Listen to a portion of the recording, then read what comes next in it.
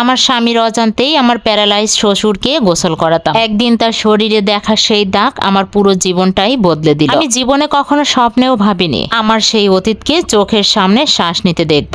আমার স্বামী রাকিব হোসেন ঢাকার একজন প্রতিষ্ঠিত ব্যবসায়ী। সবার কাছে সে পরিচিত, আত্মীয় স্বজনদের কাছে সে সবার প্রিয়। তারা থাকতো ধানমন্ডির বড় পুরনো একটা বাড়িতে। সঙ্গে থাকতেন রাকিবের বাবা হাজী আব্দুল করিম। হাজী সাহেব ছিলেন একদিন এই এলাকার শক্তপোক্ত মানুষ। সালিশে কথা বলতেন। এলাকার লোকজন তাকে ভয়ও পেত, আবার সম্মান করত। কিন্তু 5 বছর আগে হঠাৎ স্ট্রোক। সেই স্ট্রোকই যেন লোকটাকে থামিয়ে দিয়েছে। তিনি কথা বলতে পারেন না, হাঁটা চলাও করতে পারেন না, শুধু চোখ দিয়ে তাকান আর ধীরে ধীরে শ্বাস নেন। বিয়ের আগে রাকিব একদিন আমাকে খুব গম্ভীরভাবে ডেকে বসিয়েছিল। মিতু, আব্বার ব্যাপারে একটা পরিষ্কার কথা বলি। তার একটা নিয়ম আছে। কি নিয়ম?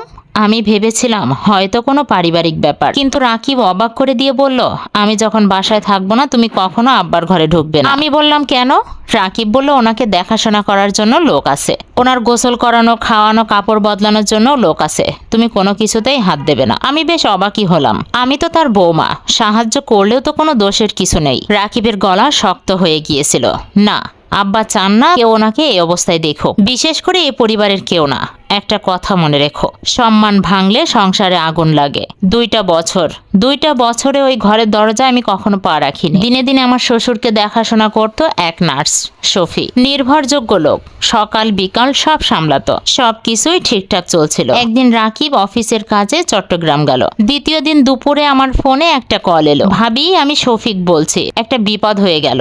কি হয়েছে? সকালে পাইপ থেকে পড়ে গিয়েছি, এখন হাসপাতালে, আজ আর কাল আসতে পারবো না। আমার বুকটা কেমন যেন ধক করে উঠলো। তাহলে আব্বা বলল, পাশের বাড়ির একজনকে বলে রেখেছি, কিন্তু সে কি সবকিছু ঠিকঠাক করতে পারবে? ফোনটা রেখে অনেকক্ষণ চুপচাপ বসে রইলাম। তারপর ধীরে ধীরে আমার শ্বশুরের রুমের দিকে গেলাম। দরজাটা খুলতেই একটা গন্ধ নাকে এসে লাগলো। গন্ধে আমার চোখটা ভিজে এলো। আমার শ্বশুর বিছানায় পড়ে আছেন, কাপড় নোংরা, সারা শরীর ঘামে ভেজা, চোখ দুটো তাকিয়ে আছে দরজার দিকে, ভীষণ অসহায়। আমার বুকটা ফেটে গেল। আল্লাহ, আমি কিভাবে লোকটাকে এইভাবে ফেলে রাখি? আমি জানি রাকিব জানলে খুব রাগ করবে, কিন্তু আমি থামিনি। পানি গরম করলাম, তোয়ালে আনলাম, পরিষ্কার কাপড় আনলাম। ধীরে ধীরে আমার শ্বশুরের পাশে বসলাম। ভয় পাবেন না আব্বা, আমি আছি। আমার হাত কাঁপছিল। কাপড় খুলে যখন পরিষ্কার করতে শুরু করলাম, তখন হঠাৎ আমার মুখ আটকে গেল। আমার শ্বশুরের বুকের ডান পাশে এক পুরানো দাগ, খুব পুরানো, গভীর, এক অদ্ভুত আকৃতির। আমার মাথা ঝাঁঝা করতে লাগলো, কারণ সেই দাগটা আমি চিনি, ভীষণ ভাবে চিনি। সেই একই দাগ আমার নিজের শরীরেও আছে। অন্ধকার সেই রাত, আগুন, চিৎকার আর সেই হাসপাতাল। আমি মেঝেতে বসে পড়লাম। না, এটা হতে পারে না। আমার শ্বশুরের চোখে জল চলে এলো, অনেক কষ্টে। আমার হাতটা চেপে ধরলেন, কিন্তু সেই চাপে সব বলা ছিল, তুমিই সেই মেয়েটা। বুঝে গেছি, এতদিন যে মানুষটাকে শ্বশুর ভেবে এসেছি, তিনি আমার জীবনের সবচেয়ে অন্ধকার অধ্যায়ের সাথে জড়িয়ে আছেন। কিন্তু রাকিব যখন বাসায় ফিরবে, আমি অনেকক্ষণ মেঝেতে বসেছিলাম। সময় যেন থেমে গেছে, ঘড়ির কাঁটা চলছিল, কিন্তু আমার মাঝে যেন কি একটা থেমে গেছে। আমার শ্বশুর এখন আমার হাতটা ধরে আছেন, কিন্তু খুব শক্ত করে না, খুব আস্তে ধীর। মনে হচ্ছে অনেক বছর ধরে সে একটা কথা চেপে রেখেছে। এখন সে হাতটা ধরে আমাকে বলে দিচ্ছে। আমি মাথাটা তুললাম। শ্বশুরের চোখ দুটো লাল, ভেজা, কিন্তু অদ্ভুত রকমের শান্ত। এমন চোখ আমি আগে কখনো দেখিনি। এই চোখের ভয় নেই, কোনো লজ্জাও নেই। এই চোখে আছে শুধু স্বীকৃতি। আমার গলা যেন শুকিয়ে আসছে। আপনি?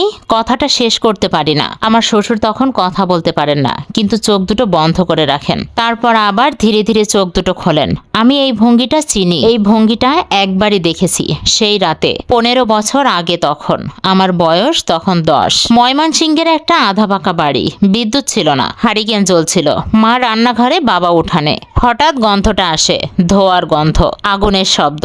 আগুন কখনো শব্দ করে আসে না, প্রথমে নিঃশব্দে, তারপর চিৎকার। মার চিৎকার, বাবার গলা, ছাদে আগুন ধরে গেছে। আমি তখন দৌড়াচ্ছি, কিন্তু কোথায় যাব জানি না। শ্বাস নিতে কষ্ট হচ্ছে, চোখ দুটো জ্বলে যাচ্ছে, তাকাতে পারছি না। তখন কেউ একজন আমাকে কোলে তুলে নেয়। ধোয়ার জন্য মুখ দেখা যায় না, শুধু কণ্ঠস্বর শোনা যায়, চোখ বন্ধ কর মা, চোখ বন্ধ কর। লোকটার শরীর খুব গরম, আমি খেয়াল করলাম লোকটার বুকের এক পাশে শক্ত দাগ। তারপর আর কিছুই মনে নেই। হাসপাতালে জ্ঞান ফিরে আমার। মা নেই, বাবা নেই, শুধু একটা নার্স বলেছিল কেউ একজন আগুনের ভিতর ঢুকে তোমাকে নিয়ে এসেছে, তারপর তোমাকে এখানে ভর্তি করে রেখে চলে গেছে। লোকটার নাম কেউ জানে না, আমি শুধু জানি লোকটার এই দাগটা সেই রাতের। আর এখন সেই একই দাগ, হুবহু একই। আমার শ্বশুরের শরীরেও ঠিক একই দাগ। হঠাৎ আমি উঠে দাঁড়ালাম। আমি দাঁড়িয়ে বললাম, আপনি আপনি কেন? আমার আর কথা আসে না। আমার শ্বশুর তাকিয়ে তারপর চোখটা আবার নামিয়ে নেন। লজ্জা না, এই চোখে আছে শুধু ক্লান্তি। আমি বুঝতে পারলাম এই লোকটা কথা বলতে না পারলেও বুকে জমে আছে অনেক ইতিহাস, আর সেই ইতিহাস নিজেই জড়িয়ে আছে। হঠাৎ শুনলাম বাইরে গাড়ির শব্দ। আমার বুকটা ধক করে ওঠে।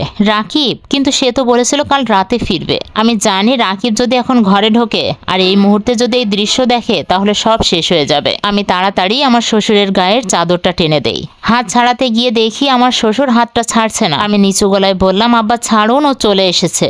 আমার শ্বশুর খুব কষ্টে চোখটা মেলেন, তারপর মাথা নাড়িয়ে জানান, না, হাতটা ছাড়বো না। আর তারপর পায়ের শব্দ আর রাকিব ডাকতে থাকে, মিতু তুমি কোথায়?